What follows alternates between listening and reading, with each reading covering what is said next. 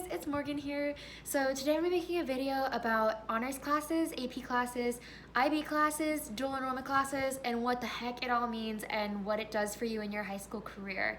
So I'll start with honors. Honors classes are actually classes that I take at my school because they are the highest level rigor classes that are offered at my school. What all of these classes, honors, AP, IB, advanced ed, what they all have in common is that they're all more rigorous than regular level classes. So in honors case, it's a class that's classified as honors and it's a little bit harder. Like for me in my school, honors entails more projects and challenges sometimes that are like just more challenging assignments that make you think more that you wouldn't get in a normal class. So it's basically a little bit more in-depth learning and more rigorous coursework. That's essentially what all of these classes are.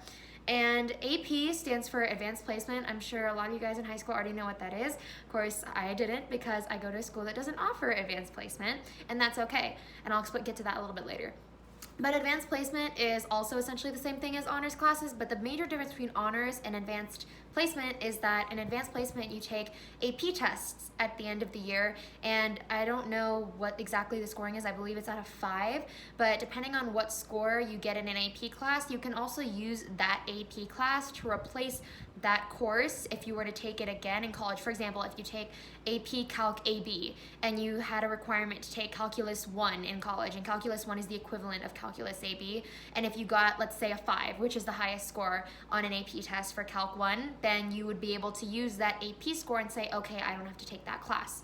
So that's the major difference between advanced placement and honors, is that you can use AP depending on what score you get on your AP exam to replace a college class that is required for your major.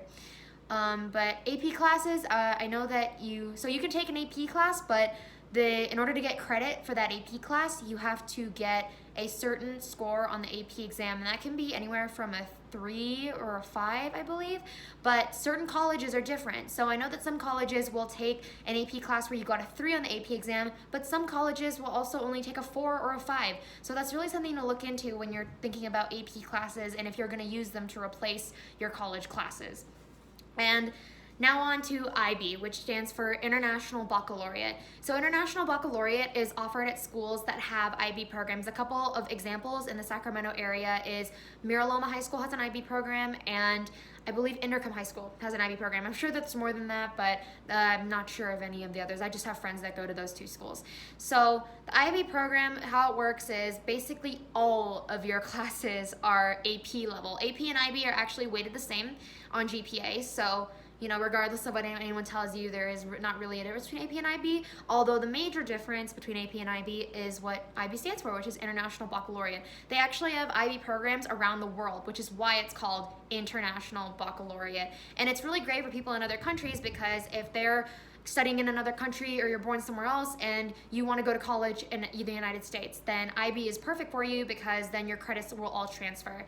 And IB is pretty much the same. I believe they also have IB exams similar to how AP exams work, so you can replace them with college classes.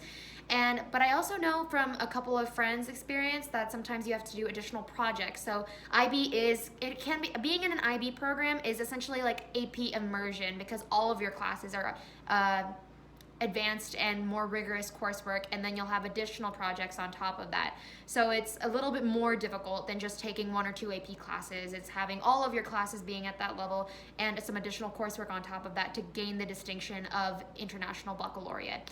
Now the last thing I'm going to talk about is dual enrollment. Dual enrollment, better known as advanced education classes, are classes that you take as a high school student at your local community college.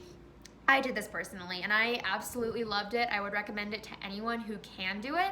And it's fantastic because in California, at least I'm not sure in other states, but I do know this because I live in California. Your high school will either pay for your community college classes, but for me, my community college actually waived my tuition fees because I'm an advanced education student. And advanced education just means you're a high school student, still in high school, and you're taking college classes. And that also is synonymous to dual enrollment, which means you're both enrolled at your high school and you're enrolled at your college at the same time. So for me, I took Calculus 1, Calculus 2, I took an English class, and I took an American Sign Language class, all through my local community college. And through that, I got 2 things. I got more than 2 things, but the 2 primary things. One of the things was a GPA boost, because when you get an A in a college class, you're on the 5.0 scale. And that actually goes for all the other things too, but college is it was weighted a little bit different. So, and then the second thing is you get college credits. You get all of your college credits, hoping that you can transfer your credits. It depends. Sometimes if you get like a C in a community college class, then a university won't take it. But assuming you get a B or an A, then most likely a community college will take it. And for me, I have accomplished 17 college credits at the age of 17, ironically. And those college credits will all transfer over to my university wherever I end up going. And that's great because that can A, save you money, and B, save you time because you've already taken those classes, so why do you need to take them again? The only risk with advanced ed is that you have to make sure that you do well in those classes, because if you do decide to transfer, let's say Calculus 1, and you got a B in Calculus 1, that will transfer over to your university GPA. And unlike in high school where a college B counts as a high school A, in college when you transfer, it'll still be a B, so it'll be like a 3.0. So you do definitely have to be careful with that, and make sure you check with your university wherever you're going before you decide to transfer those credits. And if you say you got a C in a community college class in high school and you don't want that to transfer over, that's completely fine. Then you just don't transfer the credit over and you would retake the class at the university. And the unspoken thing that I wanted to talk about dual enrollment is that it provided me with an incredible experience. Other than GPA, other than rigorous coursework, I got to meet people who are a lot different than me. And you also, it's kind of an awakening if you're in the perspective that I'm in. So you can get a lot out of community college classes other than the GPA and other than the preparation for college, although the preparation for college is great. The other thing was I had an English class that I found particularly amazing. It changed the way I see the world. So if you are able to take community college classes while you're still in high school, I would 10 out of 10 recommend it. So now we're going to talk about everything I just said, which is honors, advanced placement, international baccalaureate, and dual enrollment, and what the heck they all are. Essentially, at their core, all of them are just classes with more rigorous coursework.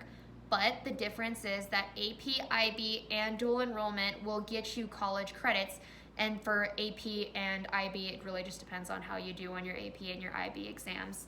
And they all affect GPA fairly the same way because they put you on the 5.0 scale. So if you take AP Psych or AP Calc, then you're going to be on the 5.0 scale for that class. And the way it affects GPA is they will add your grade points from all of your classes. So let's say I have 2 AP classes and 3 regular classes. They're going to take, and let's say I got A's in all of them, you're going to get the 5 and the 5 from your 2 AP classes, and then you're going to have 4s from the rest of your classes. So they're going to add those all together, and then they're going to average them, which is your GPA. A couple other things to know about GPA is that you have your cumulative GPA, which is 9th grade through 12th grade, and you're going to have your unweighted cumulative GPA, which is 9th grade through 12th grade, but excluding honors, AP, IB, and dual enrollment. So that will, if you get all A's, then you're going to have a 4.0. And what I would say to do is just take the most challenging classes that your school offers, because guess what? When the universities are looking at your application, you think, for me, I was really worried because my school doesn't offer AP, and I did take dual enrollment, but most of my classes were just honors. And for some things like American government and psychology, my school didn't offer honors versions of those, so I didn't really have a choice. So the only thing that you can do with those is that you have to be assured that the universities are going to look at your application, they're going to look at your transcript, and they're only going to look for the most challenging courses at your school. If you took the most challenging courses that your school had to offer, and bonus points if you go to a school that doesn't offer any of these and you go to a community college and to get those classes, bonus points. But don't worry about it, because the colleges are going to take into consideration the classes that your school offers. And if your school didn't offer any of those challenging classes, then that's okay. They're going to take that into consideration. And you can actually, for people that are concerned about this, you can go onto a website. It is approved by it's hosted by the University of California system and the California State University system. You can look up your school in California, assuming you live in California. I'm sure they have something similar for other states. And you can look up your school, and you'll be able to find a list of the most challenging courses that your school offers. And your university is going to be looking at the same thing. They're going to have a list of the courses that your school offers and what the most challenging ones are. And if they see that you took the most challenging ones, good on you. That's great. Still no guarantee you're gonna get in. I'll talk about that in another video, but at least you have a better idea of what you're getting yourself into when you're planning for high school. And I hope this really helped you, whether or not you are in 7th or 8th grade going into high school, or if you're already in high school trying to figure it out and maybe trying to pick up some more challenging courses. I really hope this helps you, and I wish you the best of luck on your journey of high school planning. Please feel free to ask me any questions you might have, anything that I might have missed in this video, and I will totally address it as quickly as I can. Thank you so much, and I will see you in the next video.